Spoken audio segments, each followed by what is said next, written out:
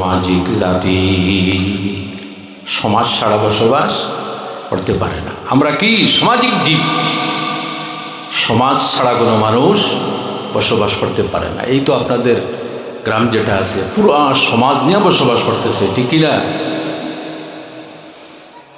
হযরত আদম আলাইহিস সালাম বলেন, আয় আল্লাহ, এই জান্নাতের মধ্যে আমার খায়া ভালো লাগে না, নিশ্চয় হতা কোনো মানুষ খায়া কিন্তু থাকতে পারবে না।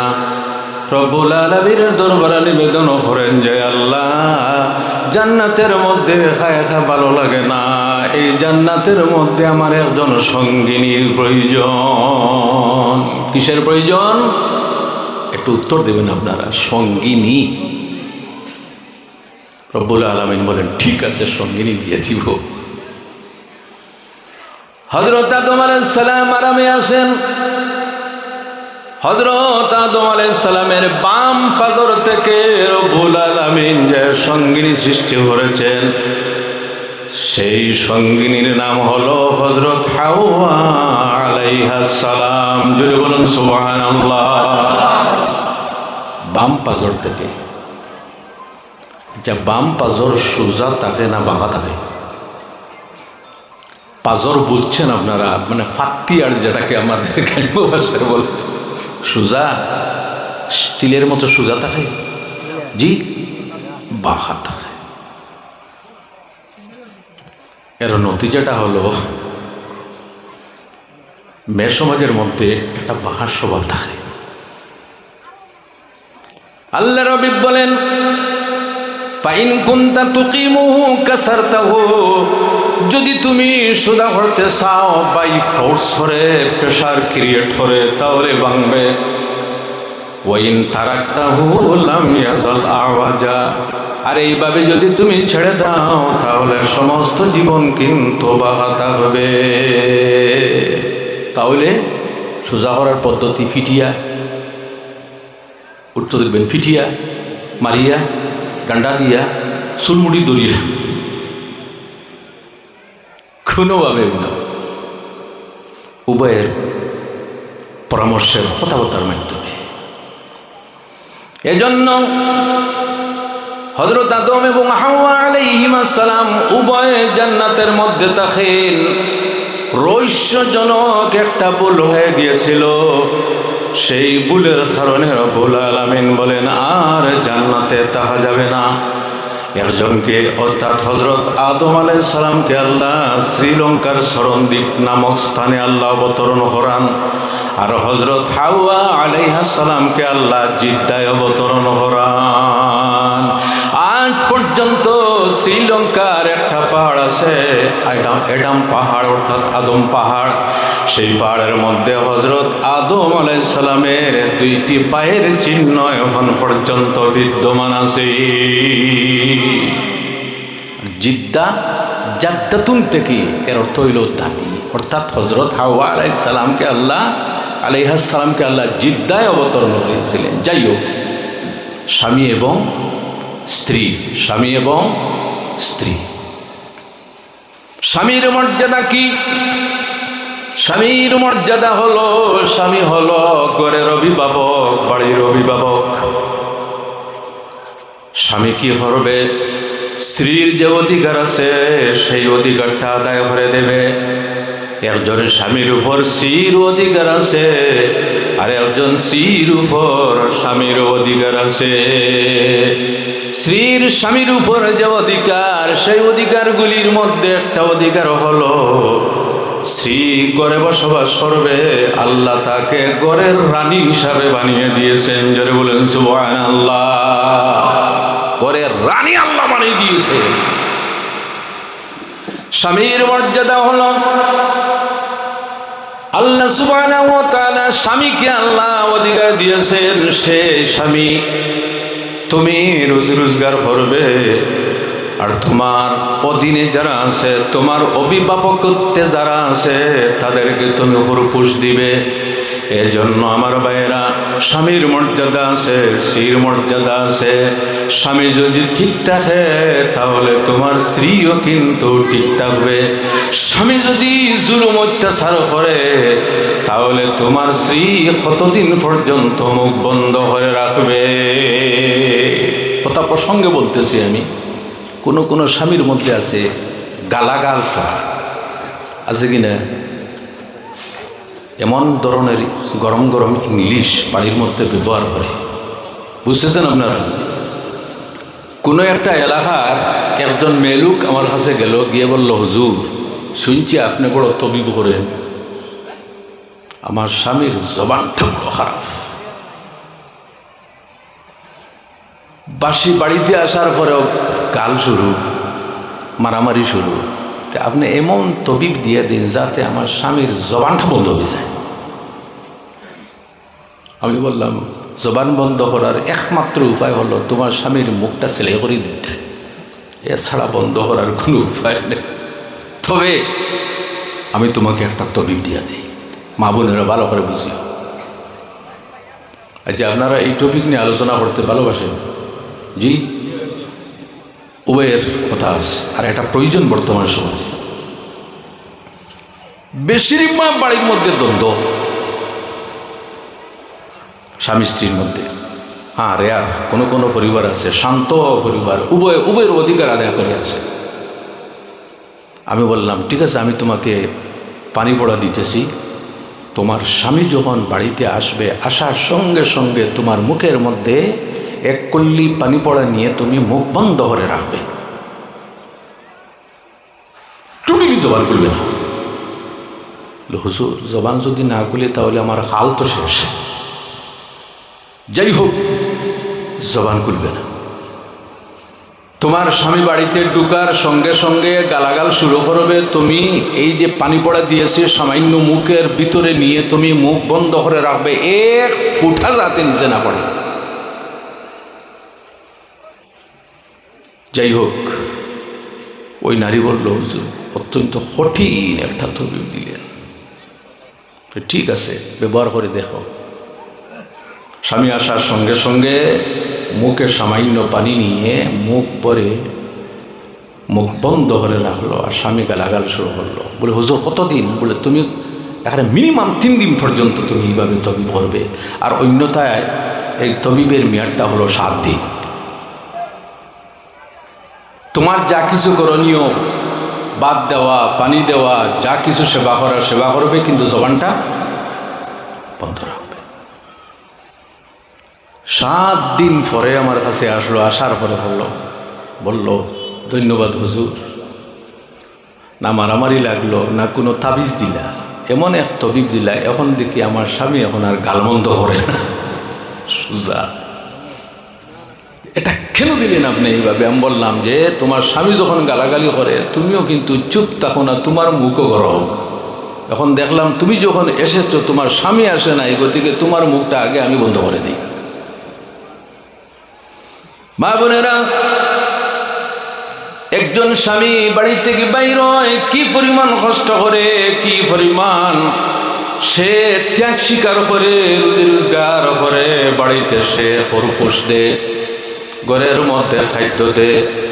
এই কষ্ট কিন্তু সবার দ্বারা সম্ভব নয়। আর মেয়ে লোক যারা আছে তারাও কি পরিমাণ কষ্ট করে। আমার ভাইয়েরা, রান্না করা কিন্তু সাধারণ কাজ নয়। কোনো পুরুষ যদি একদিন রান্না করে তাহলে পরের দিন তসলা বাটি ইটাইয়া শেষ করে দেবে, ঠিক না? এদিকে শালি, এখন তো আর শালিও নাই।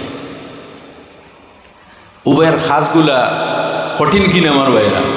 জি, এর জন্য মেয়ে লোক যারা আছো, পুরুষ যারা আছো, আপনাদের ওয়াজ তো আপনারা অনেক শুনেন। আজকে আমি মেয়ে লোকের ওয়াজ করতেছি। আল্লাহর হাবিব আলাইহিস সালামের ইরশাদ, একজন মেয়ে লোকের মধ্যে 4টা গুণ যদি তাকিয়ে থাকে তাহলে কিয়ামতের দিন রব্বুল আলামিন তাকে বলবেন, হে আমার বান্দি, আমি তোমার জন্য সমস্ত জান্নাতের দরজা খুলে দিয়েছি, তুমি যে জান্নাতের দরজায় প্রবেশ করতে চাও তোমার অধিকার আছে। সুবহানাল্লাহ জুড়ে বলেন। যে জান্নাতের দিকে তুমি প্রবেশ করতে চাও দরজা দিয়ে তোমার অধিকার আছে। কয়টা গুণ তাহলে? জোরে বলেন কয়টা? চারটা। আমার মা বোনেরা এই চারটা গুণের কথা তোমরা মনে রাখি। এই চারটা গুণের মধ্যে একটা গুণ হলো আলমার আতুইজা সাল্লাত খামসাহা। একজন মেয়ে লোক মানুষ যদি ভালোভাবে 5 ওয়াক্তের নামাজ পড়ে, এই নামাজ কিন্তু নারী পুরুষ সবার জন্য, কিন্তু বিশেষ করে এখানে মেয়ে লোকের বৈশিষ্ট্য বর্ণনা করতেছেন। একজন মেয়ে লোক যদি 5 ওয়াক্তের ভালোভাবে নামাজ পড়ে, কিন্তু এই নামাজের ব্যাপারে দেখা গেছে মেয়েরা সতর্ক থাকে, কিন্তু পুরুষ যারা আছে এরা কিন্তু সতর্ক থাকে না। আপনাদের এলাকার কথা বলতেছি না, রাগ করবেন না। শবে বারাত কোন দিন? হারা জিজ্ঞাসা করি মেলুরেকা মসজিদের ইমাম সাহেবকে জিজ্ঞাসা করায় শবে বরাত কোন দিন, শবে কদর কোন দিন, শবে মেরাজ কোন দিন। ভালোভাবে যদি 5 ওয়াক্তের নামাজ পড়তে পারে, যেহেতু তারা মাসে কয়েকদিন কিন্তু তারা নামাজ পড়তে পারে নাই, এর মধ্যেও যদি তারা যেদিন পবিত্র থাকে, যতদিন পর্যন্ত এই পবিত্র অবস্থায় যদি তারা ভালোভাবে 5 ওয়াক্তের নামাজ যদি তারা পড়ে, আমার ভাইরা, নামাজ এমন একটি ইবাদত যে ইবাদতের মাধ্যমে সৃষ্ট এবং স্রষ্টার সঙ্গে সম্পর্ক আপনার তৈরি হয়। সৃষ্টি এবং স্রষ্টার মধ্যে সম্পর্কের যে প্রথম মাধ্যম যেটা আছে সেটার নাম হলো, জোরে বলেন, সেটার নাম কি? আপনারা বোধহয় ডরাইতেছেন নামাজের ওয়াজ করিয়া। সেটার নাম হলো নামাজ। এই যে নামাজ পুরুষ মানুষ মসজিদের মধ্যে পড়বে, মেয়ে লোক যারা আছে তারা ঘরের মধ্যে একটা পবিত্র স্থানে পড়বে। যখন কোনো নারী এবং পুরুষ যখন নামাজে দাঁড়ায়, সেই ব্যক্তি শুধুমাত্র সামনে যে কি আছে সে তো দেখে না, বুঝে না, কিন্তু হাদিসে বর্ণিত ইজা সাজাদাল আব্দু সাজাদা আলা কাদামাইর রহমান, যখন কোনো মানুষ নামাজে যখন দাঁড়ায়, যখন সে সজদা করে, তখন আল্লাহর কুদরতের কদমে সজদা করে। কিয়ামতের দিন এই যে নামাজি মানুষ যারা আছে তাদেরকে আল্লাহ ডাক দিবেন। কিভাবে ডাক দিবেন? আল্লাহ সুবহানাহু ওয়া তাআলা কিয়ামতের দিন ডাক দিবেন, হে আমার বান্দা এবং বান্দীগণ, আসো আমার কুদরতের কদমে তোমরা সিজদা করো। যারা দুনিয়াতে সিজদা করার অভ্যাস ছিল তারা কিন্তু আল্লাহর কুদরতের কদমে সিজদায় পড়ে যাবে, আর যারা সিজদা করার অভ্যাস ছিল না তারা কিন্তু তখতার মতো কিন্তু সোজা থাকবে। এই জন্য আমার ভাইরা, এই যে নামাজের মধ্যে এমন বৈশিষ্ট্য আছে, নারী পুরুষ যারা আছে যখন তারা নামাজ পড়ে, এই নামাজ পড়ার মাধ্যমে আল্লাহর সঙ্গে সম্পর্ক সৃষ্টি হয়ে যায়। এই যে রজব মাস, এই মাসের মধ্যে রাসূলুল্লাহ সাল্লাল্লাহু আলাইহি ওয়াসাল্লামের মেরাজ হয়েছিল। আল্লাহর হাবিব যখন মেরাজে গেলেন, যাওয়ার পরে আল্লাহর সম্মুখে 3টা উপহার, 3টা তোহফা পেশ করলেন। এই 3টা তোহফা আমরা যারা নামাজ পড়ি, নামাজের মধ্যে আমরাও পড়ি বসা অবস্থায়। আমার সঙ্গে আপনারা বলবেন, আত-তাহিয়াতু লিল্লাহি ওয়াস-সালাওয়াতু ওয়াত-তাইয়্যিবাত। কয়টা? আত-তাহিয়াতু লিল্লাহি ওয়াস-সালাওয়াতু ওয়াত-তাইয়্যিবাত। 3টা তোহফা আল্লাহকে দান করেন রাসূলুল্লাহ। কয়টা? 3টা। আয় আল্লাহ, আমার মৌখিক যত ধরনের প্রশংসা আছে, শারীরিক যত ধরনের প্রশংসা আছে, আর্থিক যত ধরনের প্রশংসা আছে, সমস্ত আপনি আল্লাহ রব্বুল আলামিনের জন্য। এজন্য আমার ভাইয়েরা, আপনাদের মনের মধ্যে একটা কোয়েশ্চন থাকতে পারে, প্রশংসা শুধু কি আমরা আল্লাহর করব? কোরআন শরীফে আল্লাহ সুবহানাহু ওয়া তাআলা ইরশাদ করেন, আমার সঙ্গে আপনারা তিলাওয়াত করিও, আলহামদুলিল্লাহি রাব্বিল আলামিন। যত ধরনের প্রশংসা সমস্ত আল্লাহর জন্য। তাহলে কি অন্য কারো কোনো প্রশংসা করা যাবে না? যাবে। বলেন যাবে। যদি আমি দেখাইয়া দেই, আমার ভাইয়েরা এই যে মাইক আছে, যদি আমি মাইকের প্রশংসা করে, সাউন্ড সিস্টেম অত্যন্ত ভালো, খুব সুন্দর মাইকটা, তাহলে আসলে এই মাইকের প্রশংসা না অন্য কারোর প্রশংসা? না, শুধুমাত্র মাইকের প্রশংসা নয়, যে কোম্পানি মাইক তৈরি করেছে তার প্রশংসা হলো। এইভাবে যদি কোনো মানুষ কোনো উস্তাদের প্রশংসা করে, মা বাবার প্রশংসা করে, কোনো ছাত্রর প্রশংসা করে, এইভাবে যদি কোরআন শরীফের প্রশংসা করে, এইভাবে যদি রাসূলুল্লাহ সাল্লাল্লাহু আলাইহি ওয়াসাল্লামের যদি প্রশংসা করে, তাহলে সেটা কিন্তু শুধুমাত্র ওই জিনিসগুলো নয়, সেটা প্রশংসা হবে আল্লাহ সুবহানাহু ওয়া তাআলা। জোরে বলুন সুবহানাল্লাহ। এজন্য রাসূলুল্লাহর প্রশংসা আল্লাহর প্রশংসা, রাসূলুল্লাহর প্রশংসা, রাসূলুল্লাহর জিকির, রাসূলুল্লাহর সম্মান, রাসূলুল্লাহর দুরূদ শরীফ আসলে আল্লাহ রাব্বুল আলামিনের কাছে চাওয়া। এজন্য আমার ভাইরা রব্বুল আলামিনের দরবারে তিনটা উপহার দান করলেন। যত ধরনের মৌখিক প্রশংসা, আর্থিক প্রশংসা, শারীরিক প্রশংসা, সমস্ত ধরনের প্রশংসা আপনি আল্লাহর জন্য। আল্লাহ সুবহানাহু ওয়া তাআলা এর পরিবর্তে তিনটা উপহার দান করলেন। আসসালামু আলাইকা আইয়ুহান নাবিয়্যু ওয়া রাহমাতুল্লাহি ওয়া বারাকাতুহু। হে নবী, আপনার উপর সালাম ও রাহমাতুল্লাহি এবং আমার রহমত, ও বারাকাতুহু এবং আমার বরকত।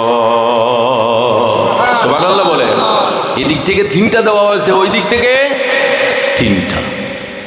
সালাম, রহমত, বরকত। আল্লাহু আকবার। আমরা নামাজের মধ্যে আসসালামু আলাইকা আইয়ুহান নাবিয়্যু, হে নবী আপনাকে সালাম নিতেছি বলে কি না? এজন্য আল্লাহর হাবিবকে আল্লাহ তিনটে উপহার দিলেন, সালাম, রহমত, বরকত। এর মধ্যে একটা ফ্যাক্ট আপনারা শুনুন আমার ভাইরা। আল্লাহর হাবিব কি জবাব দিলেন? আসসালামু আলাইনা ওয়া আলা ইবাদিল্লাহিস সালিহিন। আয় আল্লাহ, আপনার সালাম আমাদের উপর, ওয়া আলা ইবাদিল্লাহিস সালিহিন, এবং আপনার যত নেককার বান্দা আছে তাদের উপর। মনে মনে আপনাদের একটা প্রশ্ন আসতে পারে যে হায় হায়, এখানে তো শুধুমাত্র নেককার বলা হলো, আর আমরা গুনাহগার যারা আছি তাদের কথা নবীজি স্মরণ করলেন না। মনে আসতে পারে কি না? আচ্ছা, আমি একটা উদাহরণ দিয়ে বুঝিয়ে দিই। যদি কোনো মানুষের দুইজন ছেলে থাকে, আপনাদের এলাকার কথা বলতেছি না, ডোন্ট মাইন্ড, আপনারা মাইন্ড করবেন না। যদি কোনো মানুষের দুইটা ছেলে থাকে, একটা ছেলে থাকে যদি ডাক্তার আর আরেকটা যদি থাকে ডাকাত, যদি কেউ জিজ্ঞাসা করে, ভাই সাহেব আপনার ছেলে কয়জন? দুইজন। সে কি করে? সর্বপ্রথমে কি বলবেন? দোয়া করছেন, আল্লাহর শুকুর আমার এক ছেলে ডাকাইত। সে বলবে? চলে বলেন, সে বলবে না। কি বলবেন? আল্লাহর শুকরিয়া, আমার যে বড় ছেলে সেই ছেলেটা কিন্তু ডাক্তার, আর ছোট যে আছে তার কথা কিন্তু এড়িয়ে চলবেন, বলবেন না। জি, জানা আছে তো সবাই, এড়িয়ে চলবেন, বলবেন না, তার কথা উল্লেখ করবেন না। এইভাবে আমার ভাইয়েরা, ওয়ালা ইবাদিল্লাহিস সালিহিন, যত নেককার বান্দা আছে সমস্ত নেককার বান্দার উপর সালাম, শান্তি। কিন্তু রাসূলুল্লাহর মনের মধ্যে গুনাহগার উম্মতের কথাও আসি। আল্লাহ রাব্বি বলেন, শাফাআতি লিআহলিল কাবাইর মিন উম্মতি, আমার যে শাফাআত যেটা আছে সেই শাফাআতটা আমি কিয়ামতের দিন আমার গুনাহগার উম্মতের জন্য আমি রাজি। এজন্য আমার ভাইরা, তার উপরে আল্লাহ সুবহানাহু ওয়া তাআলা রাসূলুল্লাহকে 50 ওয়াক্ত নামাজ দান করেন। কত ওয়াক্তের নামাজ? 50 ওয়াক্তের নামাজ। আল্লাহু আকবার। আসার সময় মুসা কলিমুল্লাহর সঙ্গে দেখা হলো। মুসা কলিমুল্লাহ বললেন, হে নবী, আল্লাহ আপনাকে কি দিয়েছেন? মুসা কলিমুল্লাহ আল্লাহর হাবিব নিবেদন করলেন, আল্লাহ সুবহানাহু ওয়া তাআলা আমার এবং আমার উম্মতের জন্য 50 ওয়াক্ত নামাজ আল্লাহ